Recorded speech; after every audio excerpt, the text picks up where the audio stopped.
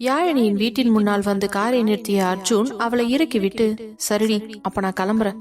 என்ன பாஸ், வீட்டுக்குள்ள வந்துட்டு போகலாம்ல? இல்லடி, அங்கிள் ஆண்டி எல்லாம் வெயிட் பண்ணிக்கிட்டு இருக்காங்க, பாவம் அவங்களுக்கும் டயர்டா இருக்கும்ல, சோ நாங்க கிளம்புறோம். ஓகே பாஸ், எனக்கு அப்புறமா கால் பண்ணுங்க. கண்டிப்பா என்றவன் அங்கிருந்து புறப்படும் பொழுது, சிவா அங்கிள் ஆண்டிய நான் வீட்டுக்கு கூட்டிட்டு போறேன். ஏண்டா, நானும் வீட்டுக்கு தானே வரேன், நானே கூட்டிட்டு வரேனே. இல்ல, நீ காவியாவை வீட்டுல கொண்டு போய் பத்திரமா டிராப் பண்ணிட்டு வந்துரு. என்ன, நானா என்று அதிர்ச்சியானவனிடம், ஆமாண்டா நீயேதான், அவளை எப்படி தனியா அனுப்புறது, நீயே கொண்டு போய் வீட்டுல விட்டுட்டு வந்துரு என்றதும் காவியாவிற்கு தூக்கி வாரி போட்டது. அதே நேரம் சிவாவோ, என்ன அர்ஜுன் இப்பெல்லாம் அடிக்கடி இவளுக்கு என்ன டிரைவர் பேல பாக்க வைக்கிறியா என்று கேட்க, அதே நேரம் காவியாவோ, சாரி பாஸ், தப்பா நினைச்சுக்காதீங்க, நான் இப்படியே திருமணம் வரைக்கும் நடந்து போனேன்னா அங்க ஆட்டோ ஸ்டாண்ட் இருக்குது, அதுல கூட நான் போய் ஏறிட்டு எங்க வீட்டுக்கு போய் இறங்கிடுவேன், எதுக்காக அவரை தொந்தரவு பண்றீங்க என்று கேட்க, அதே நேரம் அர்ஜுனும், இல்ல காவியா, உன்னை அப்படி தனியால அனுப்ப முடியாது, அது சேஃபும் கிடையாது, உங்க அப்பா எங்களை நம்பிதான் அனுப்பியிருக்காரு, நாங்க திரும்ப பத்திரமா உங்க வீட்டுல கொண்டு வந்து விடணும் இல்லையா, ஏதாவது ஒண்ணு கிடக்க ஒண்ணு நடந்து தப்பாயிடுச்சுன்னா அப்புறம் யார் அதுக்கெல்லாம் ஃபேஸ் பண்றது, சோ நான் சொல்றத கொஞ்சம் அமைதியா கேளு என்றவன் அதற்கு மேல் சிவாவிடம் எதுவும் பேசாமல், அங்கிள் ஆண்டி வாங்க, உங்களை நான் வீட்டுக்கு கூட்டிட்டு போறேன். ஏன்பா சிவா, என்னாச்சு? அவனை காவியாவை வீட்டுல கொண்டு போய் டிராப் பண்ண சொல்லியிருக்கேன், சோ அவன் டிராப் பண்ணிட்டு வந்துருவான், நம்ம முன்னாடி போகலாம். அதுவும் நல்லதுதான்ப்பா என்றவர்கள் இறங்கி வந்து, சிவா காவியாவை பத்திரமா கூட்டிட்டு போய் வீட்டுல விட்டுட்டு வாப்பா, எங்கேயும் நடுவுல இறக்கி விட்டுறாத, சரியா? சரிம்மா, நீங்க சொல்லிட்டீங்கல்ல, கண்டிப்பா கூட்டிட்டு போறேன் என்று வேண்டா வெறுப்பாக கூறினான். ஆனால் உள்ளுக்குள் கொஞ்சம் சந்தோஷமாகவும் இருந்தது.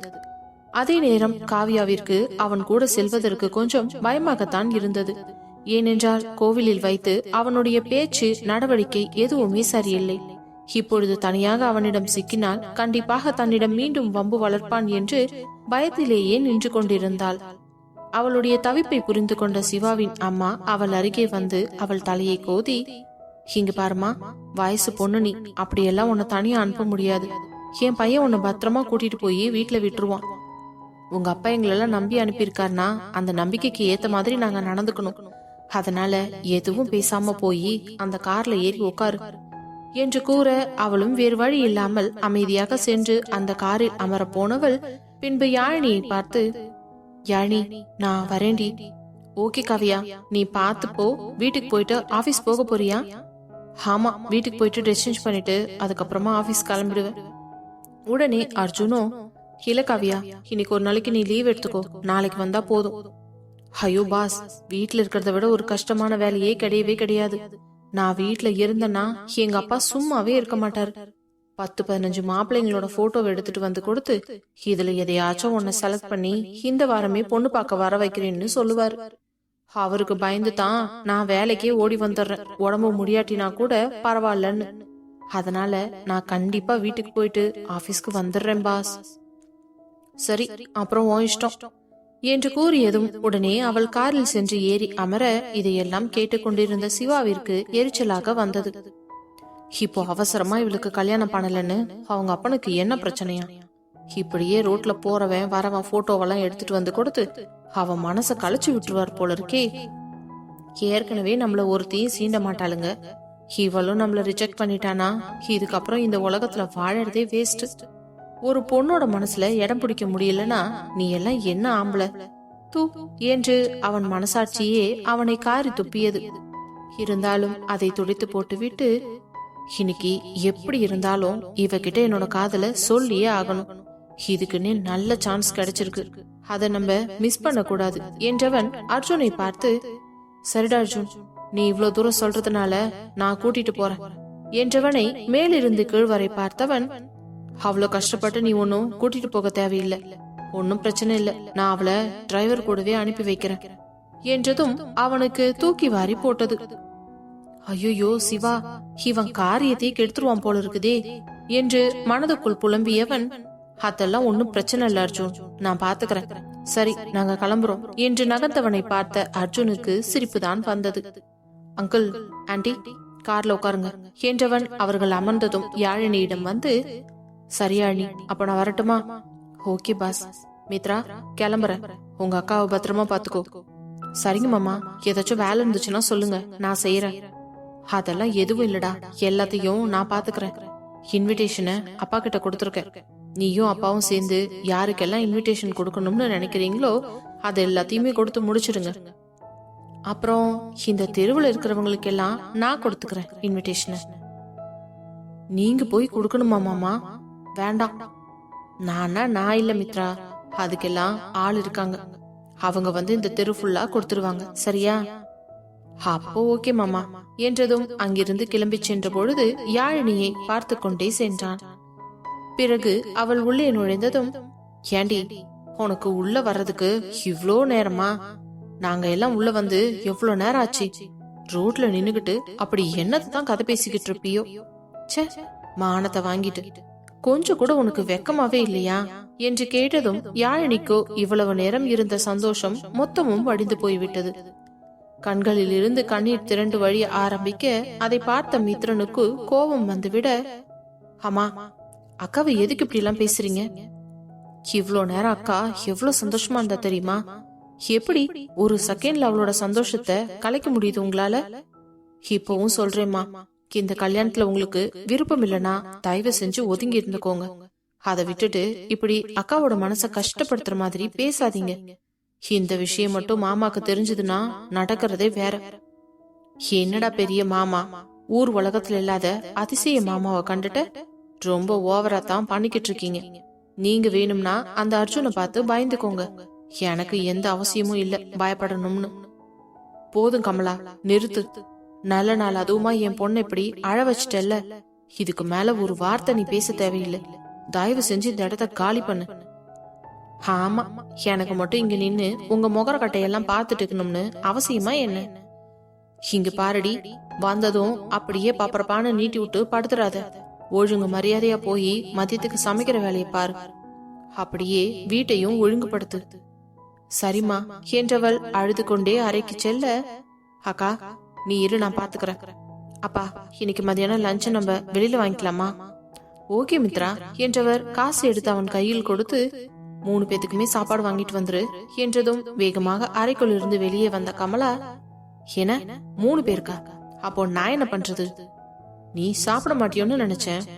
அது எப்படி நீங்களா நினைக்கலாம்? நீங்க எல்லாம் நேரத்துக்கு கொட்டிக்கும் போது நான் மட்டும் பட்டினி கிடக்கணும்னு தலையெழுத்தா என்ன? டேய், எனக்கு ஒரு பிரியாணி வாங்கிட்டு வாடா. கமலா, என்ன பேசிக்கிட்டு இருக்க?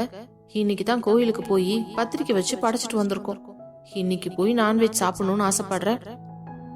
இங்க பாருங்க, அதான் கோயிலுக்கு போயிட்டு வீட்டுக்கு வந்தாச்சு இல்ல, இதுக்கு மேல எந்த கணக்கும் கிடையாது. எனக்கு பிரியாணி தான் வேணும். சே, உன்னையெல்லாம் திருத்தவே முடியாது. சாயந்தரத்துல இருந்து எல்லாருக்கும் பத்திரிக்கை வைக்க ஆரம்பிக்கணும். கல்யாணத்துக்கு இன்னும் 2 நாள் தான் இருக்கு, ஞாபகம் இருக்குது இல்ல? அதெல்லாம் எனக்கு நல்லாவே ஞாபகம் இருக்கு. இப்போ நான் கேட்ட பிரியாணியை மட்டும் போய் வாங்கிட்டு வாங்க. மித்ரா, உங்க அம்மாவுக்கு மட்டும் பிரியாணி வாங்கிக்கோ. நம்மளுக்கு எல்லாருக்கும் வெஜ் மீல்ஸே வாங்கிக்கோ. சரிங்கப்பா என்றவன் காசை வாங்கி கொண்டு வெளியே சென்று தன்னுடைய சைக்கிளை எடுத்துக்கொண்டு புறப்பட யாழினிக்கு மிகவும் வருத்தமாக இருந்தது. அவள் உள்ளே செல்லலாம் என்று நினைக்கும் பொழுது, அதான் சமைக்கிற வேலை மிச்சமாயிடுச்சு, வீட்டு வேலையாவது பாரு. இருக்கிற வரைக்கும் ஒழுங்கா வேலை வெட்டிய பாத்துட்டு போற வழிய பாரு. சொகுசா இருக்கலாம்னு காணவள கூட நினைக்காத என்று கூறவும் யாழினி அழுது கொண்டே உள்ளே சென்று கதவை சாத்தி கொண்டாள். அதே நேரம் அவள் அப்பாவோ, என்ன கமலா நீ நினைச்சுக்கிட்டு இருக்க? நீ என் பொண்ணை எதுக்கு இவ்ளோ கஷ்டப்படுத்திக்கிட்டு இருக்க? எத்தனை நாளைக்கு அவளை உன்னால கஷ்டப்படுத்த முடியும்? இன்னும் 2 நாள் தான். அதுக்கப்புறம் அவ வீட்ல அவ தான் மகாராணி. அவளுக்கு கீழே வேலை செய்யறதுக்கு அத்தனை பேர் இருக்காங்க. நின்ன இடத்துல சொன்னா போதும், அவளுக்கு எல்லாமே கிடைக்கும். என் பொண்ணோட வாழ்க்கை அவ மனசுக்கு ஏத்த மாதிரியே நல்லதா அமைஞ்சிருக்கு. இந்த விஷயத்துல அந்த கடவுள் அவளுக்கு துணையா இருக்கிறாரு. அதனாலதான் அர்ஜுன் மாதிரி ஒரு மாப்பிள்ள கிடைச்சிருக்கு. உன்ன மாதிரி ஒரு வீணா போனவகிட்ட இருந்து என் பொண்ணு தப்பிச்சிட்டான்னு நினைச்சு நான் ரொம்பவே சந்தோஷப்பட்டுக்கிறேன். அவ மட்டும் அர்ஜுன லவ் பண்ணலன்னா அவ வாழ்க்கை என்ன ஆகி இருக்குமோ? உன்னையெல்லாம் எந்த ஜென்மத்துல சேர்த்துக்கிறதோ தெரியல சே என்று திட்டிவிட்டு வேகமாக வெளியே சென்று விட்டார். அதே நேரம் அறைக்குள் சென்ற கமலாவோ, 2 நாள்ல கல்யாணம் பண்ணிக்கிட்டு சொகுசா போயிடுவா, அதுக்கப்புறம் இந்த வீட்டோட நிலைமை என்று யோசித்துக் கொண்டிருக்கும் பொழுது, அதான் கொஞ்சம் ப்ராப்பர்ட்டிஸ் எல்லாம் வருது இல்ல, அதை வச்சு லைஃப செட்டில் பண்ணிக்க வேண்டியதுதான். பணம் வரப்போகிறது என்று கனவு கோட்டையை கட்டிக்கொண்டு சென்று மெத்தையில் படுத்துக் கொண்டவர் சாப்பாடு எப்பொழுது வரும் என்று காத்து கொண்டிருந்தார். அதே நேரம் அறைக்குள் சென்ற யாழினியோ புடவையை கூட மாற்றாமல் கட்டிலில் விழுந்து தேம்பி தேம்பி அழுது கொண்டிருந்தாள். வீட்டிற்கு சென்ற உடனேயே அர்ஜுன் அவளுக்கு போன் செய்ய அழுது கொண்டிருந்தவள் பட்டென எழுந்து அமர்ந்து கண்களை துடைத்துக் கொண்டு, ஹலோ பாஸ் என்று தொண்டை கரகரக்க பேச, ஹலோ யாழினி, என்னாச்சுடி, ஏன் உன் வாய்ஸ் ரொம்ப டல்லா இருக்கு? அது ஒண்ணும் இல்ல பாஸ், கொஞ்சம் டயர்டா இருக்குதாதா. ஏண்டி ரொம்ப டயர்டா இருக்கா? கொஞ்ச நேரம் ரெஸ்ட் எடுத்துக்கலாம்ல? இட்ஸ் ஓகே பாஸ், ஒன்னும் ப்ராப்ளம் இல்ல. என்னடி? சரி ஒரு நிமிஷம் இரு என்றவன் போனை கட் செய்து விட்டு வீடியோ காலில் வர யாழினிக்கு தூக்கி வாரி போட்டது. வேகமாக கண்களை நன்றாக துடைத்துக் கொண்டு கண்ணாடியில் சென்று முகத்தை பார்த்து விட்டு மீண்டும் வந்து அமர்ந்து அந்த வீடியோ காலை அட்டன் செய்து, என்ன பாஸ் திடீர்னு வீடியோ கால்லாம் வந்திருக்கீங்க என்று அவள் கேட்க, ஆனால் அவன் எதுவுமே பேசவில்லை. அவளையே ஊடுருவும் பார்வை பார்த்து கொண்டிருக்க அதை உணர்ந்து கொண்டவளோ, என்ன பாஸ் ஏதாச்சும் பேசுங்க, ஏன் இப்படி அமைதியா இருக்கீங்க? என்னாச்சுடி, அழுதியா? இல்ல பாஸ், நான் எதுக்கு அழ போறேன்? எனக்கு தெரியாதா உன் முகம் அழுத எப்படி இருக்கும்னு? என்ன நடந்துச்சு, ஒழுங்கு மரியாதையா உண்மையை சொல்லு. அப்படியெல்லாம் எதுவும் இல்ல பாஸ், கண்ணுல தூசி பட்டுருச்சுன்னு நினைக்கிறேன், அதுதான். என்னடி என்கிட்டயே போய் சொல்றியா? போய் சொன்னா நான் கண்டுபிடிச்சிருவேன்றத மறந்துட்டியா நீ? என்ன பாஸ் இப்படி எல்லாம் பேசுறீங்க? அப்போ ஒழுங்கா என்ன நடந்துச்சுன்னு சொல்லு. அதான் சொல்றேனே பாஸ், ஒன்னும் நடக்கலன்னு. இப்படி எல்லாம் கேட்டா வேலைக்காகாது, இரு நான் இப்பவே கிளம்பி வரேன். ஐயோ பாஸ் அதெல்லாம் வேண்டாம், நான் நல்லா தான் இருக்கேன் என்று கூறும் பொழுதே உள்ளே வந்த மித்ரனும், அக்கா லஞ்ச் வாங்கிட்டு வந்துட்டேன், சாப்பிட்றீங்களா? இல்ல மித்ரா, நான் அப்புறமா சாப்பிட்டுக்கிறேன், நீ அப்பா அம்மா எல்லாரும் சாப்பிடுங்க. யார்கிட்ட போன் பேசிட்டு இருக்கீங்கக்கா? உங்க மாமா கிட்ட தான்டா என்றதும் மித்ரனும், சரி நீ பேசு, நான் போறேன். சரிடா. மித்ரா ஒரு நிமிஷம் இரு என்று அர்ஜுனின் குரல் கேட்க அப்படியே பட்டென்று நின்றவன், மாமா சொல்லுங்க மாமா என்று அந்த போனின் முன்பு வந்து நிற்க, யாழினி எழுதுக்கு அழுதுட்டு இருக்கா. கேட்டா அப்படியெல்லாம் எதுவும் இல்ல, கண்ணுல தூசி விழுந்துருச்சுன்னு சொல்றா.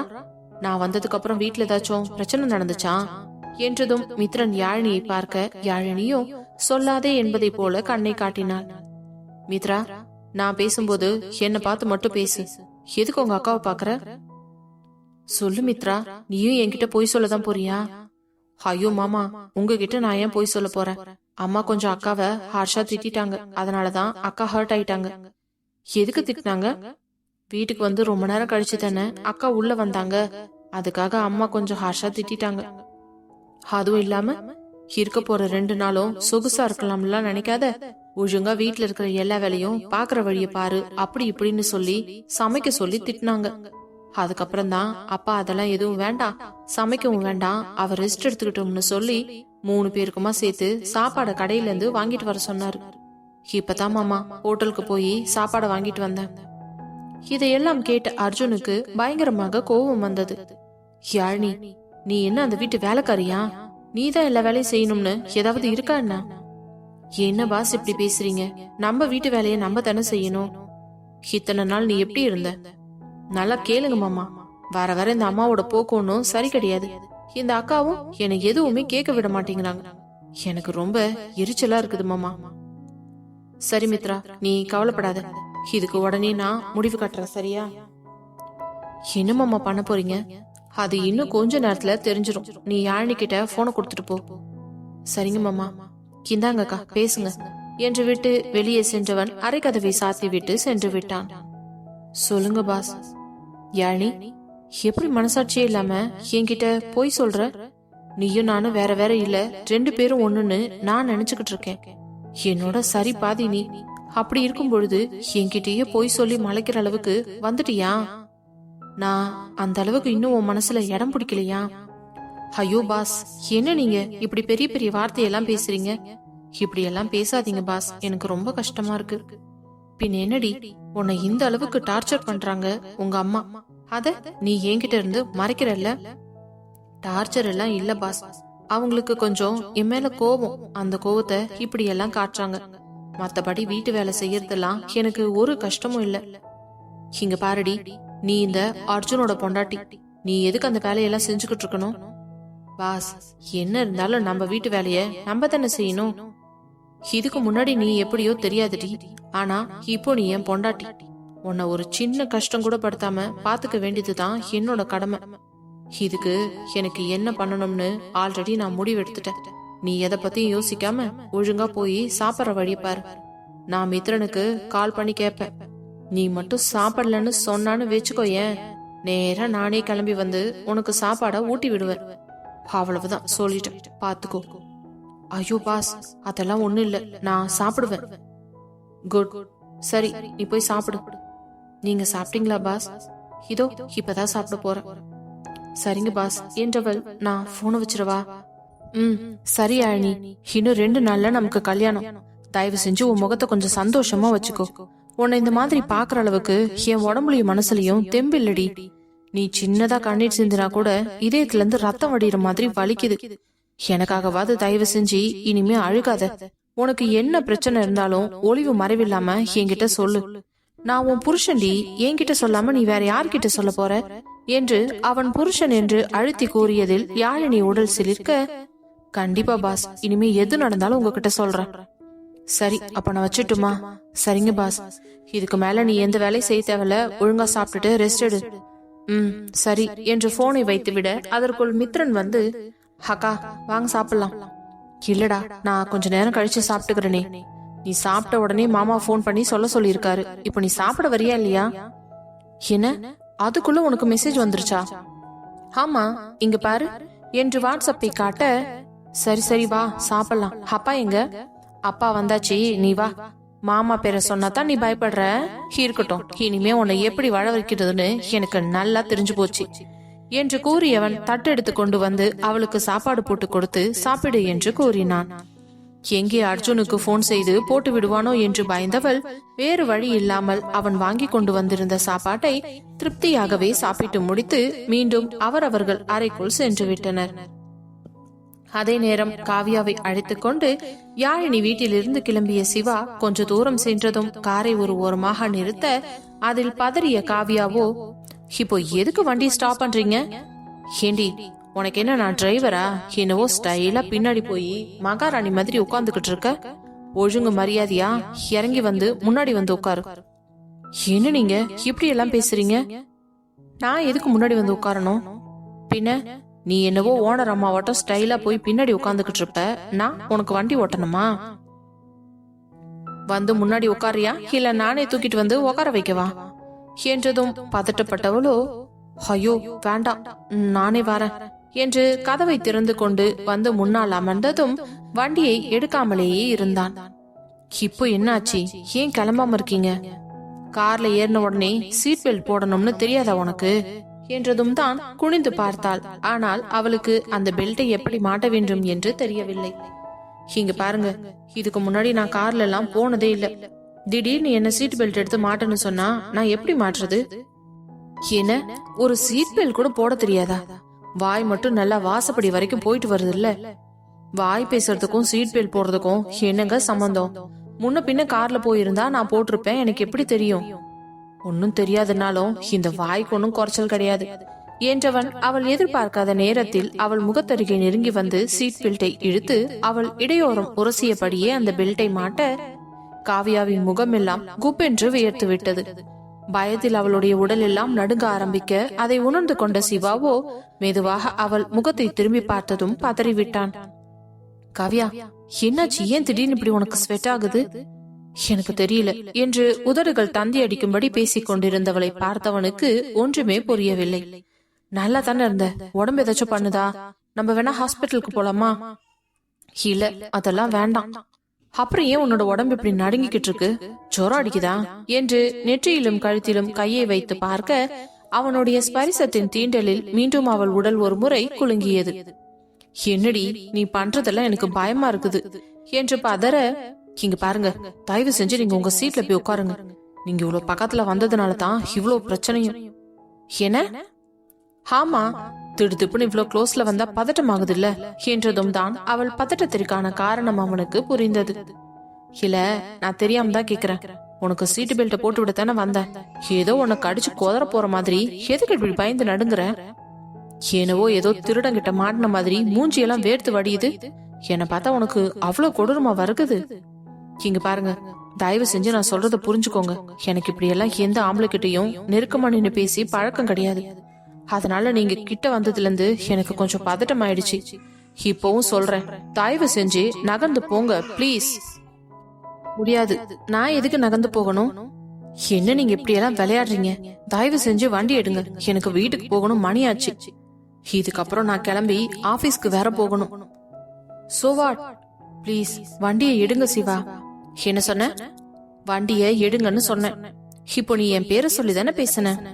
உங்க பேர் அதானே, பின் அதை சொல்லாம வேற எதை சொல்லுவாங்க? நல்லாதான் இருக்கு. என் பேரு இவ்வளவு அழகா இருக்கும்னு இன்னைக்கு உன் வாயில வந்ததுக்கு அப்புறம் தான் எனக்கே தெரியுது என்றவனிடம், இப்போ கொஞ்சம் வம்பு பண்ணாம வண்டி எடுக்கிறீங்களா? எதுக்கு இப்ப வீட்டுக்கு போறதுக்கு இவ்ளோ அவசரப்படுற? என்ன கேள்வி இது? இங்க உட்காந்துக்கிட்டு நான் என்ன பண்ண போறேன்? எங்க அப்பா இன்னும் என்ன காணோம்னு தேடிக்கிட்டு இருப்பாரு. ஆமா, உன்னை தேடிக்கிட்டு இருக்காங்க. சும்மா கதை விடாத. அதான் எங்க கூட வந்திருக்கேன்னு அவருக்கு தெரியும்ல, அப்புறம் ஏன் உன்னை தேட போறாரு? இருந்தாலும் இந்நேரத்துக்கு நாங்க ரீச் ஆகி இருக்கணும்ல. எந்த பெத்தவங்களா இருந்தாலும் பயப்படத்தானே செய்வாங்க என்று சொல்லும் முன்னே அவளுடைய போன் அடிக்கும் சத்தம் கேட்டது. முதல்ல அந்த போன் அட்டன் பண்ணி யாருன்னு பார் என்றதும் வேகமாக தனது பேக்கில் இருந்து போனை எடுத்தவள், அப்பா தான் கால் பண்றாங்க என்று கூற அவளை விட்டு நகர்ந்து சென்று அவன் சீட்டில் அமர, அப்பாடா என்று பெருமூச்சு விட்டவள் போனை எடுத்து, ஹலோ அப்பா. காவியா, எங்கம்மா இருக்க? ஏன் இன்னும் வீட்டுக்கு வரல? அப்பா, நாங்க கோயிலுக்கு போயிட்டு வந்துட்டோம். இப்போ வீட்டுக்கு தான் வந்துகிட்டு இருக்கேன். இன்னும் எவ்வளவு நேரம் ஆகுமா? இன்னும் அரை மணி நேரத்துல வந்துருவேன்பா. சரி, கொஞ்சம் சீக்கிரம் வந்துரு. ஓகேப்பா, கொஞ்சம் டிராபிக்கா இருக்கு, அதனாலதான் லேட் ஆகுது. சரிம்மா, பார்த்து பத்திரமா வந்து சேரு. என்ன இன்னும் காணமேன்னு கொஞ்சம் பதட்டம் ஆயிடுச்சு, அவ்வளவுதான். சரிங்கப்பா, நான் பத்திரமா வந்துடுறேன் என்றவள் போனை வைத்து விட்டு, இங்க பாருங்க, வீட்ல இருந்து கால் பண்ணிட்டாங்க. ப்ளீஸ் கொஞ்சம் சீக்கிரம் என்ன டிராப் பண்றீங்களா? என்ன, நான் நீ வச்ச டிரைவரா? நீ சொன்ன உடனேவே கூட்டிட்டு போய் விடுறதுக்கு? ஐயோ, உங்க கூட கார்ல வந்தேன்ல, அதுதான் நான் பண்ண பெரிய தப்பு. பாஸ் எனக்கு ஏதாவது பனிஷ்மெண்ட் கொடுத்தாலும் பரவாயில்லன்னு அங்க இருந்து நான் ஆட்டோலயே போயிருக்கணும். உங்க கூட வந்து இப்ப எனக்கு பெரிய ரோதனையா இருக்குது என்று புலம்ப. என்ன ரோதனையா இருக்கா? என்ன பேச்செல்லாம் ஒரு மாதிரி தினுசா போய்கிட்டு இருக்கு. இப்ப நீங்க வண்டி எடுக்கிறீங்களா, இல்ல நான் இறங்கி நடந்து போகட்டுமா? எங்க, உனக்கு தைரியம் இருந்தா இந்த காரை விட்டு இறங்கி வெளியில போ பாப்போ என்றதும் சீட் பெல்ட் கழட்டுவதற்கு எதை அமுக்குவது என்று தெரியாமல் திருத்திருவென்று முடித்துக் கொண்டிருந்தவள் கார் கதவை திறந்து பார்க்க அதையும் திறக்க முடியவில்லை. ஏனென்றால் சிவாதான் அந்த கதவை லாக் செய்து வைத்திருந்தானே. அப்பொழுது எப்படி அவளால் தப்பிக்க முடியும்? என்ன, ஒன்னும் முடியலையா? இங்க பாருங்க, நீங்க பண்றது சீட்டிங். இது சீட் பெல்ட் எப்படி கழட்டுறதுன்னு சொல்லுங்க. டோர் ஏன் திறக்க முடியல? லாக் பண்ணி வச்சிருக்கீங்களா? பாருடா, உனக்கு இவ்ளோ அறிவு இருக்கா? கதவை லாக் பண்ணி இருக்கிறதெல்லாம் தெரிஞ்சிருக்குது. எனக்கு கொஞ்சம் தலை வலிக்குது, ப்ளீஸ் என்ன கூட்டிட்டு போய் விடுங்க. குட், அப்படி தன்மையா பேச கத்துக்கோ. என்கிட்ட உன்னோட திமிர்த்தனமான பேச்செல்லாம் பேசிக்கிட்டு இருந்தேன்னு வச்சுக்கோ. ஏன், அதுக்கப்புறம் நான் மனுஷனாவே இருக்க மாட்டேன். இப்ப மட்டும் என்ன மனுஷனாவா இருக்கீங்க என்று புலம்ப. என்ன சொன்ன? ஒன்னும் இல்ல, தயவு செஞ்சு கிளம்புங்க. என்னவோ உனக்கு மட்டும் தான் வேலை இருக்க மாதிரியும் நாங்க எல்லாம் வேலை வெட்டி இல்லாம வெட்டிய சுத்திக்கிட்டு இருக்கிற மாதிரி பேசிக்கிட்டு இருக்க. நான் ஒரு டாக்டர், அது தெரியும் இல்ல? என்ன டாக்டரா? ஆமா. என்னை பத்தி உனக்கு எதுவுமே தெரியாதா? உங்களை பத்தி எனக்கு எதுக்கு பாஸ் தெரியணும்? தெரிஞ்சுக்கிட்டு நான் என்ன பண்ண போறேன்? நீங்க டாக்டரா இருங்க, இல்ல கம்பவுண்டரா கூட இருங்க, எனக்கு என்ன வந்துச்சு? எது கம்பவுண்டரா? என்னடி திமுறா? நான் ஒரு டாக்டர்னு சொல்றேன், என்ன பார்த்து கம்பவுண்டரானு கூட இருந்துக்கோன்னு சொல்ற? உனக்கு ஏதாவது உடம்புக்கு முடியாம போகும் இல்ல, அப்பவா மாட்டுக்கு போடுற ஊசியை எடுத்து உனக்கு குத்தி விட்டுறேன். என்ன, மாட்டுக்கு போடுற ஊசியா? அது ரொம்ப பெருசா இருக்குமே. உன் வாய்க்கெல்லாம் அதை வச்சு தாண்டி குத்தணும். இங்க பாருங்க, எதா இருந்தாலும் பேசி தீர்த்துக்கலாம். நீங்க எந்த ஹாஸ்பிட்டல்ல ஒர்க் பண்றீங்க? அது எதுக்கு கேக்குற? இல்ல, தெரிஞ்சதுன்னா உடம்பு சரியில்லைன்னா கூட அந்த ஹாஸ்பிட்டல் பக்கம் மட்டும் வந்துடவே மாட்டேன். ஏன்னா அங்கதானே நீங்க இருப்பீங்க. ஹட்டிங்க, வாயில ஒரு குத்து விட்டனா எல்லா பல்லும் கீழே கொட்டிக்கும். எவ்வளவு ஒரு திமிரு உனக்கு! இதுக்கெல்லாம் உனக்கு இருக்குதுடி என்றவன் காரை எடுத்துக்கொண்டு செல்ல, அப்பாடா சைக்கோ ஒரு வழியா கிளம்பிடுச்சு என்று மனசுக்குள் நினைக்க, என்ன வண்டி கிளம்பிடுச்சுன்னு சந்தோஷமா இருக்கியா? இதுக்கு மேல எப்ப வேணாலும் நான் வண்டியை நிறுத்துவேன். என்கிட்ட பேசுறதுக்கு முன்னாடி 1க்கு 2 தடவை யோசிச்சு பேசு. சரி என்று பூம்பு மாடு மாதிரி தலையாட்ட அவன் அமைதியாக காரை செலுத்தி கொண்டிருந்தான். பிறகு அவள் வீட்டிற்கு செல்லும் பாதையை காட்ட, இதுக்குள்ளையா? ஆமா, இது என்ன ஆள் நடமாட்டமே இல்லாம இருக்கு? இது சிட்டியை விட்டு அவுட்டர் இல்லையா? இங்க சிட்டில இருக்கிற மாதிரி பக்கத்துல வீடு, டிராபிக் அந்த மாதிரி எல்லாம் இருக்காது. கொஞ்சம் தள்ளி தள்ளி தான் வீடு இருக்கும். நடுவுல காடு மாதிரி தான் இருக்கும். இதுல எப்படி நீ டெய்லி தனியா வந்துட்டு போற? நான் பஸ் ஸ்டாப்ல வந்து இறங்கிடுவேன். அதுக்கப்புறம் அப்பா வந்து என்னை கூட்டிட்டு போயிடுவாங்க. காலையிலயும் அப்பாவே கூட்டிட்டு வந்து பஸ் ஸ்டாப்ல விட்டுருவாங்க. ஆபீஸ் கேப்ல தான் நான் வேலைக்கு வந்துருவேன். அவ்வளவுதான். சரி என்றவன் வேகமாக சென்று கொண்டிருக்க, இங்கே நிறுத்திக்கோங்க, இதுக்கு மேல போக வேண்டாம். ஏன்? உன் வீட்டு வாசல்லே இறக்கி விடுறேனே. இல்ல, அக்கம் பக்கத்துல இருக்கிறவங்க பார்த்தாங்கன்னா ஏதாச்சும் தப்பா பேசுவாங்க. அது சரி என்றவன் காரை நிறுத்தவும் யாழினி போன் பண்ணவும் சரியாக இருந்தது. ஹலோ, சொல்லு யாழினி. அண்ணா, நீங்க காவியாவை இறக்கி விட்டுட்டீங்களா? இதோ இப்பதான் இறக்கி விடுறேன். அண்ணா, உங்க பின்னாடி சீட்ல காவியாவுக்கு கல்யாணத்துக்காக எடுத்த ட்ரெஸ்ஸும் இன்விடேஷனும் இருக்கு. அத அவகிட்ட கொடுத்துருங்க பிளீஸ் அண்ணா, நான் மறந்துட்டேன். சரிம்மா, அதனால என்ன, நான் கொடுத்துட்றேன் என்று போனை வைத்துவிட்டு பின்னால் திரும்பி பார்க்க அந்த சீட்டில் யாழினி சொன்ன கவர் இருந்தது. அதை பின்வழியாக கையை விட்டு எக்கி எடுத்தவன், கிந்தா புடி என்று அந்த கவரை அவள் கையில் கொடுக்க, என்ன இது? கல்யாணத்துக்கு உனக்கு ட்ரெஸ். இங்க பாருங்க, நீங்க ஒண்ணு எனக்கு ட்ரெஸ் வாங்கி தர தேவையில்லை. நீங்க வாங்கி கொடுக்கற ட்ரெஸ் நான் போடவும் மாட்டேன். ஐய, உனக்கு ரொம்ப தான் ஆசை. இது உன்னோட ஃப்ரெண்டு யாழினி வாங்கி கொடுத்தது. கல்யாணத்துக்காகவும் ரிசப்ஷனுக்காகவும் இதுதான் போடணும்னு என் தங்கச்சி ஸ்ட்ரிக்டா சொல்லி இருக்குது. ஒழுங்கு மரியாதையா வாங்கிக்கோ. என்ன, யாழினி வாங்கி கொடுத்தாளா? அப்ப கொடுங்க என்று சந்தோஷமாக வாங்கி கொள்ள, ஏன் நான் வாங்கினதுன்னு நினைக்கும் போது மூஞ்சி ஒரு மாதிரியா இருந்துச்சு. இப்போ யாழினி கொடுத்ததுன்னு தெரிஞ்ச உடனே முகமெல்லாம் பிரகாசமாவுது. ஆமா, யாழினி என்னோட ஃப்ரெண்டு. நீங்க அப்படியா? இருக்கட்டும், இதுக்கும் சேர்த்து ஒன்ன அப்புறமா வச்சுக்கிறேன். சரி, இந்த இன்விடேஷன், கல்யாணத்துக்கு வந்து சேரு. அதெல்லாம் எங்களுக்கு தெரியும். நீங்க ஒழுங்கா மாப்பிள்ளை தோழனா போய் பாஸுக்கு உதவியா இருங்க. அது எனக்கு தெரியும். நீ ஒழுங்கா பொண்ணு தோழியா கிளம்பி வர்ற வழிய பாரு. அதெல்லாம் நான் பாத்துக்கிறேன். இப்போ முதல்ல இந்த காரோட லாக்க ஓபன் பண்ணி விடுங்க. கார் நின்னதுக்கு அப்புறமும் இறங்க முடியாம அவதியா இருக்கு என்று கூறியவளை முறைத்து பார்த்தவன், என்கிட்ட இது வரைக்கும் யாரும் இந்த மாதிரி திமிரா பேசினதே இல்ல. நீ மட்டும் தாண்டி என்கிட்ட திமிரா பேசுற. ஆனா நீ இவ்ளோ பேசியும் உன்னை எதுவுமே செய்யாம இருக்கேன். அது ஏன்னு தான் எனக்கு தெரியல. எங்க ஏதாவது செய்யுங்களா பாப்போம். உங்களால என்ன பண்ணிட முடியும்? என்கிட்ட ஏதாச்சும் பிரச்சனை பண்ணீங்கன்னு தெரிஞ்சா பாஸ் உங்களை சும்மாவே விட மாட்டார். ஒன்னா இத சொல்லியே என்ன பிளாக்மெயில் பண்ணு என்று கூறியவன் பின்பு கார் லாக்கை எடுத்துவிட காரை திறப்பதற்காக அந்த கதவில் கையை வைத்தவளை பட்டென்று கையை பிடித்து இழுத்தவன் அவள் எதிர்பார்க்காத நேரத்தில் நெற்றியின் தன் இதழ் பதிக்க அதிர்ச்சியில் ஒரு நிமிடம் ஒன்றும் புரியாமல் அப்படியே உறைந்த நிலையில் அமர்ந்து விட்டாள் காவியா. அவள் அப்படியே உறைந்து போய் அமர்ந்திருப்பதை தனக்கு சாதகமாக பயன்படுத்தி கொண்டவன் பின்பு அவள் கன்னத்திலும் கண்களிலும் காது மூக்கு என்று மாற்றி மாற்றி முத்தம் கொடுத்து கொண்டிருக்க, அப்பொழுதுதான் சுய நினைவுக்கு வந்தவள் பட்டென்று அவனை பிடித்து தள்ளிவிட்டு ஓங்கி பலார் என்று அவன் கன்னத்தில் அறைந்து விட்டாள். அவள் கண்களிலிருந்து கண்ணீர் பெருக்கெடுத்து ஓடியது. அவள் அடித்த அடியில் சிவாவிற்கு ஒரு நிமிடம் ஒன்றுமே புரியவில்லை. எவ்வளவு திமிரு இருந்தா நீ என் மேல கைய வச்சிருப்ப? என்ன, உன்னை அடிச்சதுக்கு உனக்கு இவ்ளோ கோவம் வருதே? யார கேட்டுடா நீ என்ன கிஸ் பண்ண? உனக்கு என்ன உரிமை இருக்குது என்ன தொடுறதுக்கு? யாருடா நீ முதல்ல எனக்கு என்று அவன் சட்டையை பிடித்து கொத்தாக பற்றி கொண்டு சண்டை போட, முதல்ல சட்டையிலிருந்து கையெழுடி. எடுக்க மாட்டேன்டா. நீ இவ்ளோ மோசமானவனா? ஒரு பொண்ணோட விருப்பம் இல்லாம நீ எப்படி அவளை டச் பண்ணலாம்? நானும் பாத்துக்கிட்டே இருக்கேன். உன் பேச்சு நடவடிக்கை எதுவுமே சரியில்லை. இன்னைக்கு ரொம்ப எக்ஸ்ட்ரீம் லெவலுக்கு போய் என்னை கிஸ் பண்ற. நான் என்ன உன்னோட லவ்வரா இல்ல பொண்டாட்டியா உன் இஷ்டத்துக்கு என்ன தொடுறதுக்கு?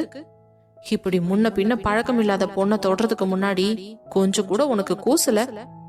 இப்படித்தான் உங்க வீட்டுல உனக்கு சொல்லி கொடுத்து வளர்த்திருக்காங்களோ என்றதும் அவனுக்கு பயங்கரமாக கோபம் வந்துவிட அவள் கழுத்தை இறுக்கமாக நெருக்கி பிடித்தவன், இங்க பாரு, என்னை பத்தி என்ன வேணாலும் பேசு. ஆனா என் அம்மா அப்பா பத்தி ஏதாவது பேசுன நான் மனுஷனாவே இருக்க மாட்டேன். முதல்ல காரை விட்டு இறங்கடி என்று கோபமாக கத்தினான். அவனை எரித்து விடுவது போல முறைத்தவள், எனக்கும் உன் கூட இங்கேயே உட்கார்ந்துகிட்டு கதை பேசணும்னு ஒன்னும் அவசியம் கிடையாது. உன்ன மாதிரி ஒரு மோசமானவன் இந்த உலகத்திலேயே நான் பார்த்ததில்ல. எனக்கு உன்னை பிடிக்கவே இல்லை. உன்னை நான் அடியோட வெறுக்கிறேன் என்றவள் கதவை திறந்து கொண்டு வெளியேறிவிட அவள் அழுது கொண்டே செல்வதை கோபத்துடனே பார்த்து கொண்டிருந்தவன் ஸ்டியரிங் வீலில் ஓங்கி ஒரு தட்டு தட்டி, என்னையவே அடிச்சுட்டு என் அம்மா அப்பாவையே கேவலமா பேசுறியா? உனக்கு இருக்குதுடி. இன்னொரு டைம் என்கிட்ட தனியா மாட்டாமல போயிடுவ. அன்னைக்கு உன்னை வச்சு செய்யற என்றவன் கோபமாக காரை திருப்பிக் கொண்டு செல்ல, அவன் சென்றவுடன் அவன் போகும் பாதையை பார்த்தவள் கண்களில் இருந்து கண்ணீர் மட்டும் நிற்கவில்லை. இதோடு வீட்டிற்கு சென்றால் நிச்சயமாக ஏதாவது பிரச்சனை வரும் என்பதால் அவள் முந்தானையை எடுத்து முகத்தினை நன்றாக அழுந்து துடைத்துக் கொண்டு பின்பு வீட்டிற்கு சென்றாள். அதே நேரம் காவியாவை இறக்கிவிட்டு வந்து கொண்டிருந்தவன் மனநிலை சுத்தமாக சரியில்லை. அவன் முகம் முழுவதும் கோபத்தில் சிவந்திருந்தது. அதில் காரை கண்மண் தெரியாமல் வேகமாக ஓட்டிக் கொண்டு வந்தவன் என்ன செய்து கொண்டிருக்கிறோம் என்பது கூட நினைவில்லாமல் வந்து கொண்டிருந்தான். அதே நேரம் அர்ஜுனிடமிருந்து அவனுக்கு போன் வரவும் தான் தன்னுடைய காரின் வேகத்தை படிப்படியாக குறைத்தவன் போனை எடுத்து, ஹலோ சிவா, காவியாவை டிராப் பண்ணிட்டியா? விட்டாச்சுடா. சரி, நீ இப்ப எங்க இருக்க? வீட்டுக்கு தாண்டா வந்துட்டு இருக்கேன். சரி, பார்த்து பத்திரமா வந்து சேரு. ஆன்டி தான் என்ன நீ இன்னும் வரலன்னு சொல்லி பதட்டப்பட்டுக்கிட்டே இருந்தாங்க என்றதும் தான் அவனுக்கு புரிந்தது. தான் காவியா மேல் இருக்கும் கோபத்தில் இப்படி கண்மண் தெரியாமல் காரை ஓட்டி வந்திருக்கிறோமே.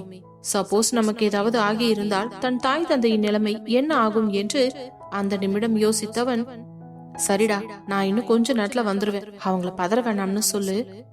சரி சரி, பார்த்து பொறுமையா வா என்றவன் போனை வைத்துவிட அதற்கு பிறகு மிதமான வேகத்தில் காரை ஓட்டி கொண்டு சென்றான். ஆனாலும் காவியாவின் மேல் பயங்கரமான கோபத்தில் தான் இருந்தான். அவள் தன்னை பற்றி எது பேசி இருந்தாலும் பரவாயில்லை, கவலைப்பட்டிருக்க மாட்டான். தன் தாய் தந்தை வளர்ப்பை பற்றி பேசியதை மட்டும் அவனால் ஏற்றுக்கொள்ளவே முடியவில்லை. இந்த நிமிடம் காவியாவின் மேல் கொலை வெறியில் தான் சென்று கொண்டிருந்தான்.